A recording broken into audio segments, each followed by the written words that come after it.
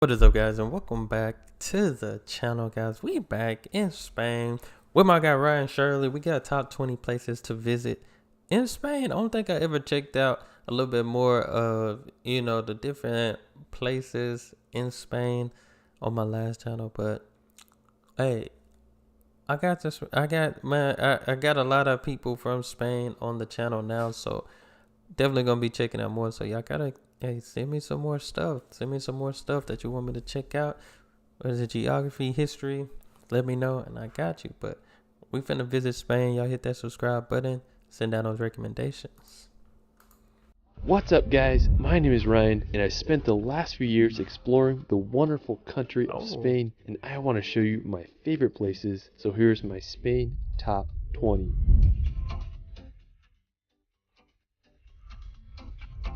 Spain has to be one of my all-time favorite countries. It's home to some of the world's most stunning landscapes, intriguing history, and pure Mediterranean vibes. I've been to Spain 3 times now, and I just can't get enough of this country. Let's start this video off at possibly my favorite island in the world, Mallorca.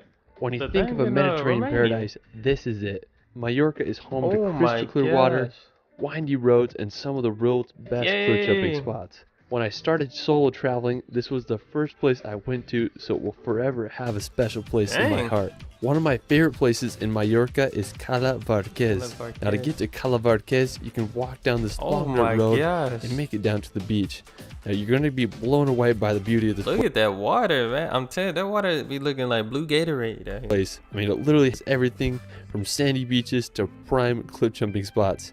The combination of white limestone, green vegetation, and crystal blue water makes for one of the most beautiful places I've ever been. Now, when I was there, I did one of the biggest cliff jumps of my life, and I gained off this massive 60-foot arch. I mean, it was so freaking terrifying, but to this day, it's one of my all-time favorite childhood memories. Another cool thing I did is me and my brother, we found these underwater caves, and we swam through them. I mean, I couldn't believe how clear this water was. It's my dream playground, and I can't recommend it enough. Now, on the other side of Mallorca, you can visit the famous road to Sa Calobra. Now, coming from the US, I'm used to wide roads and highways, so this blew my mind. Roads in Europe tend to be pretty skinny, but this was by far the most crazy road I've ever drove on. It was full of hairpin turns and loops that wind down the mountain. The surrounding area is absolutely gorgeous. I mean, just had massive mountains that lead down to the sea. I believe a lot of car commercials are filmed here, and I totally understand why. I found a really cool lookout point to get a view of the road. When I was driving down it, I was just pretty terrified. There were some spots that only had enough room for one car. Oh my, look at this. Look at this. It looked like the car, just from this view, it looked like the car is taking up the whole road. Now you can take the road down to the bottom and visit Torrent de Paris. It's this awesome beach between these two cliffs. I had just a good time chilling. I was just amazed by all the sailboats that were just vibing in the bay there. When I was there, I wish I would have stayed for sunset because I hear it's just incredible on that side of the island.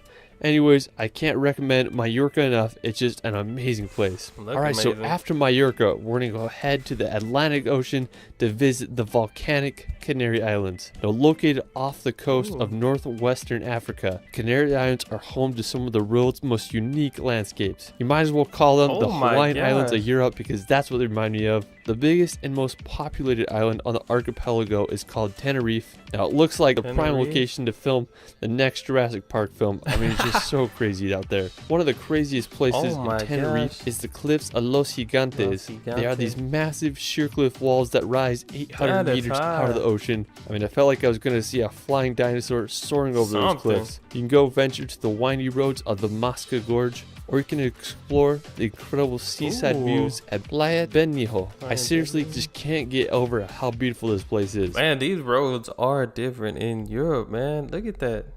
It seems like this everywhere in Spain. I watched the one Romania with the road. What was it, Transylvania or something like?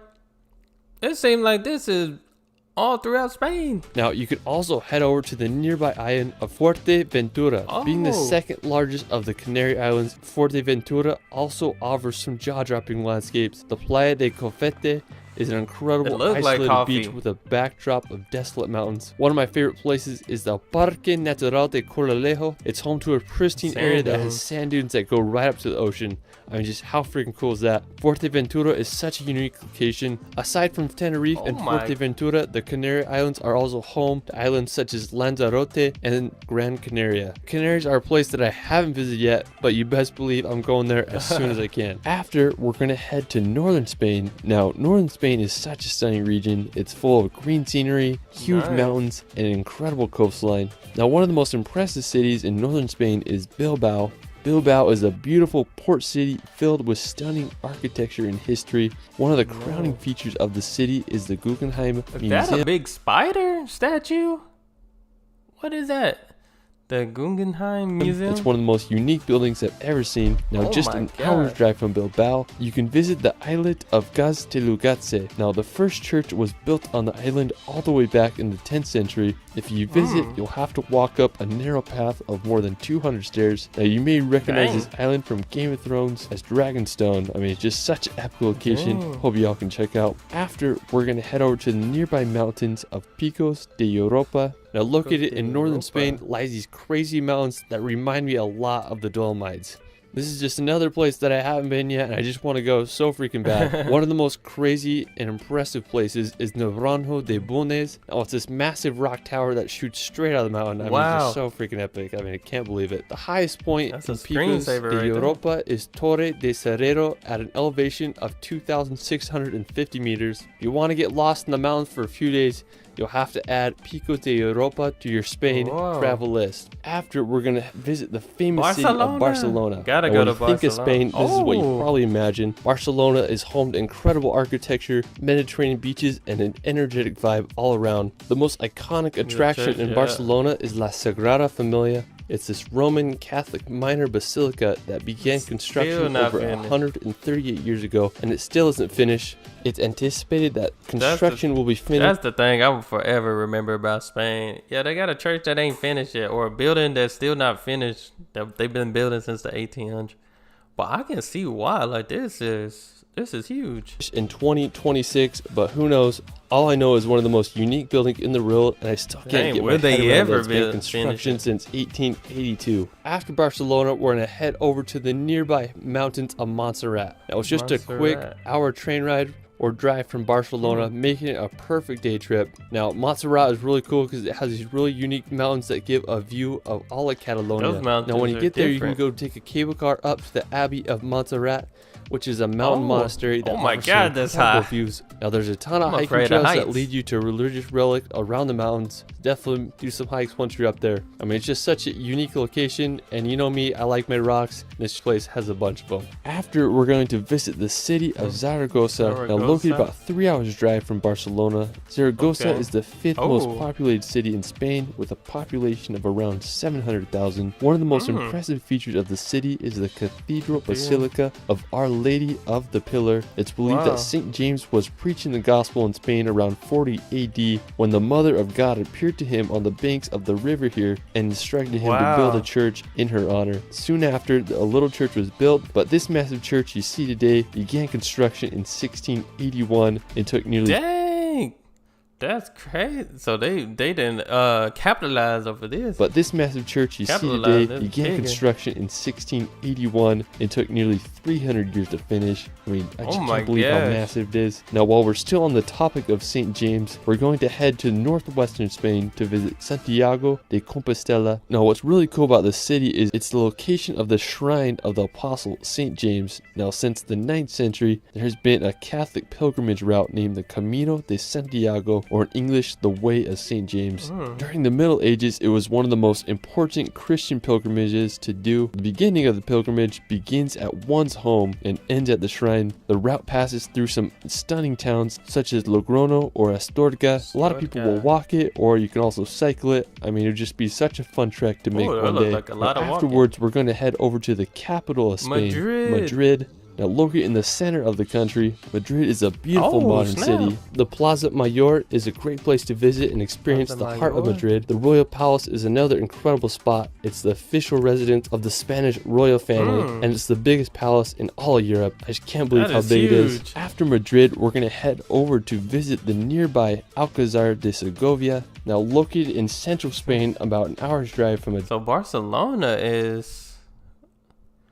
Oh snap! Barcelona and Madrid look like it's about a 5-hour drive. Madrid, I have to say, this is one of Spain's most dramatic castles. It has a very distinct shape that resembles the bow of a ship. The castle was built in the 12th century as a fortress, but served as a royal palace, prison, and military academy throughout the years. Today, it's a museum and one of Spain's most unique castles. Like a Disney After exploring the castle, we're going to visit nearby Toledo, located about 70 kilometers south of Madrid. Toledo is a stunning ancient city, perfectly placed on a hill. It's known as the city of three cultures due to its influences from Christians, Muslims, and Jews. The history of Toledo is fascinating and complex. It was taken over by the Moors for several centuries until it was conquered in the 11th century by the Castilians. Today, the city has a population around 80,000. One of the most impressive is the Alcázar de Toledo. It was once used as a Roman palace, and then it was eventually restored in the 16th century. Another amazing city in Spain is Córdoba. It's home to more World Heritage sites than anywhere in the world,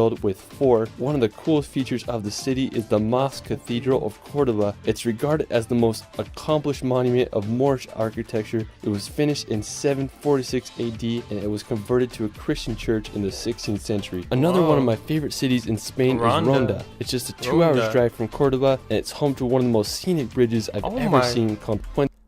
That's different. Wow, I feel like I've seen this in a movie. Another thing too, I forgot. One of my favorite shows was in Spain, Money Heist. I love Money Heist. Boy, I thought I was one of them Bella Chows. Puente Nuevo. It was built in the 18th century to cross. What the? That is... Look how they built those houses up there.